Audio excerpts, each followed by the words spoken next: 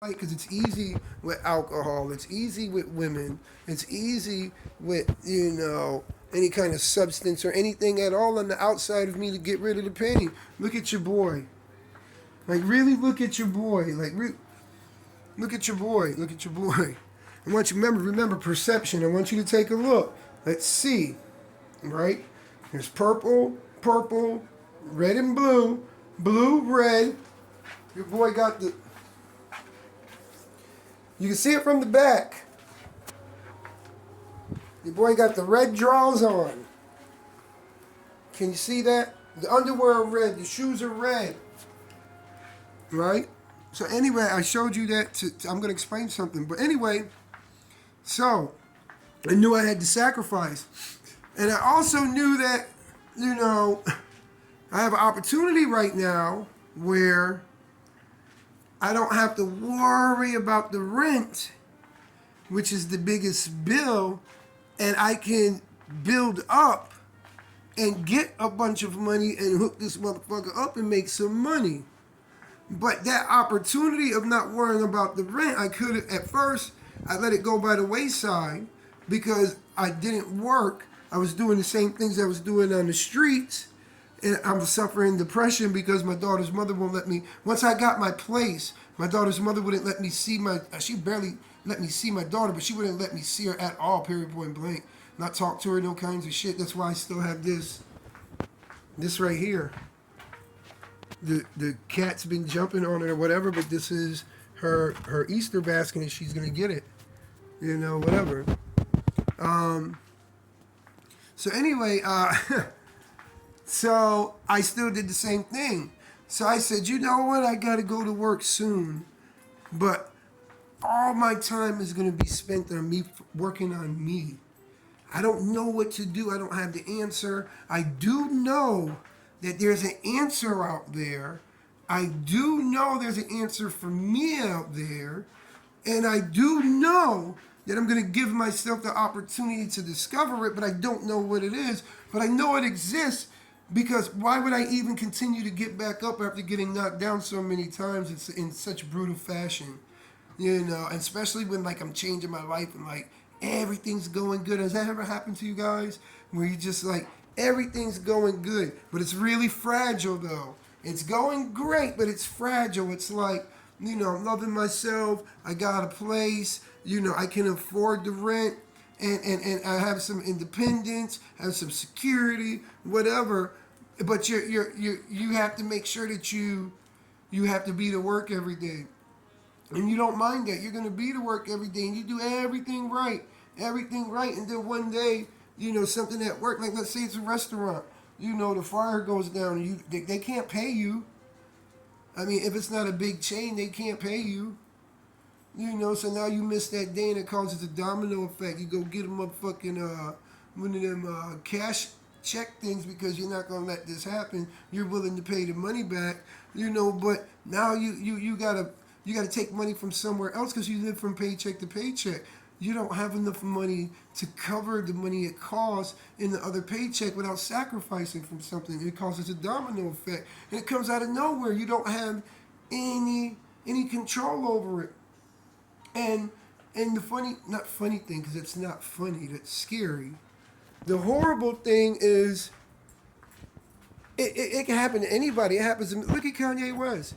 Kanye West is known for having fucking mental breakdowns. Sometimes he says shit that makes sense. Sometimes he says shit that doesn't. He does shit that's unfair, but he does it. He does it in front of people's faces. His crazy is in front of people's faces. If you want to know what the fuck he's doing, he's gonna tell you, and I gotta respect him for that because I'll treat him accordingly. But then at the same token, you got people out there that they're doing shit behind people's faces. That's why people are getting upset with Diddy. Or we got governments, we got people, whatever, it doesn't matter. It doesn't matter. But he got canceled real quick, but he came back. Because he didn't make all that motherfucking money really being stupid and making bad moves. He's got a good team or something behind him. So even though that was a big hit, he was able to make it from him. That shit didn't come from, something that he found that he had to go and create a surplus. This was something that was inside of him. So whatever, you know. And if you call him crazy, who cares? I agree with you and disagree with you, but we all have to agree that he's got to be some kind of motherfucking super fucking crazy genius or the luckiest man alive, because he took hits that would destroy small nations. So much money this man lost. You know, and whatever, and then his new shit is fire. I ain't hear it all, but damn, I was like, I'm not too big of a Kanye fan because I think he's a douche in his raps and everything, you know, because he keeps trying to point out he's God. But whatever, I don't give a fuck. Hey, whatever, live your life. But I do like some of them. But this last new one, after all this shit, I really think. Listen, if that's, I would hate for. I'm not gonna say I want Kanye to have a bad life. But if Kanye's producing shit like that after everything he happened, I'm going to make sure he loses his next billion. No, I'm just joking. But that shit is fucking amazing. But you know what? With great adversity, it can create great shit. Look at Mike Tyson. Mike Tyson just wanted love, and he was a fucking beast, you know. And what ended up happening? You know, everybody just wanted his downfall. Nobody really went to a Mike Tyson fucking boxing match to see him win. I didn't like Mike Tyson because of the way he's portrayed, and I was an idiot listening to other people. And I was going through something similar. I know people that went through his life too, but they weren't as lucky as him to achieve it. So anyway, now he goes to jail. When he goes to jail, he finds peace. When he finds peace, he finds God. He finds Allah. He finds a deity, a religion. And the religion allows him, motherfuckers ain't really pushing up on him in jail, wanting him for money. If people trying to push up and fight on him, he's okay with that. He's lived his whole life that way. He can handle himself. You know, but he got a chance to be with himself. And I think that was a blessing. But when he came out, I saw Mike Tyson walk out that prison, man. I said, that nigga left that bite in that prison. And I said it's a beautiful thing, but I said it's a horrible thing because that bite is going to be a big downfall. Watch. He went and fought Buster Douglas. I don't give a fuck if Buster Douglas. The fucking world says Buster Douglas won that fight because he was going to fucking do it for his mama. You motherfuckers are idiots, are not fucking fighters. That motherfucker couldn't whoop Mike Tyson on his good day. And there's no cap about that. And Evander Holyfield couldn't whoop Mike Tyson on his good day. They got lucky because of the situation. Mike didn't have that bite. Mike didn't have that bite anymore. He didn't have that 100% rage that he would just be able to let go. You know, he didn't have cuss around.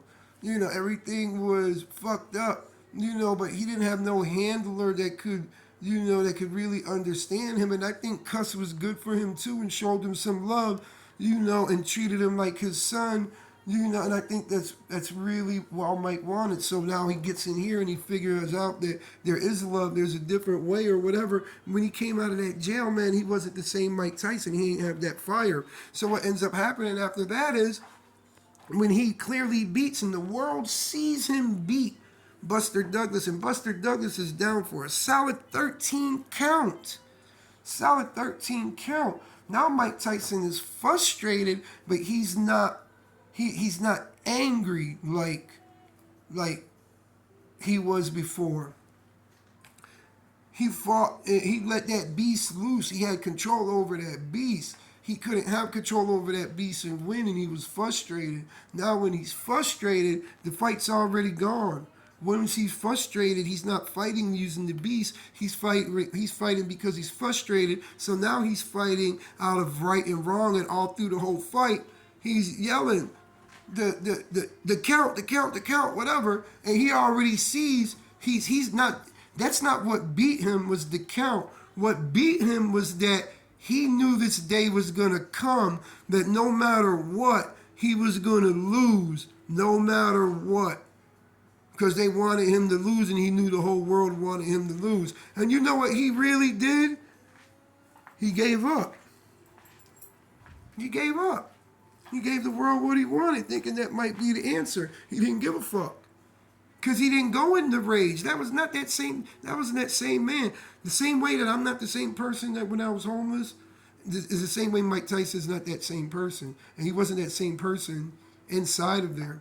Then his next fight, one of the biggest fucking cheaters in the world, fucking Evander Holyfield, he already gave up a fight out of frustration, and now he's feeling all the pain, and everybody thinks he's a bitch, and now he's losing the one thing that he had somewhat control over was, respect of people. Now people are like, Buster Douglas, fuck you, blah, blah, blah. And then if he thought that he was abandoned when Cuss left, oh, that motherfucking Don King, and he knew Don King was treating him a certain type of way. That motherfucking Don King kicked him to the curb in one of his majorly lowest points in life. And he didn't just kick him to the curb, he did it in front of the whole entire nation. And he didn't just kick him to the curb in one of his fights. Mike had to be feeling some type of way because Mike knew he could have won that fight, but he lost because he was just tired of fighting. He just didn't want to go through the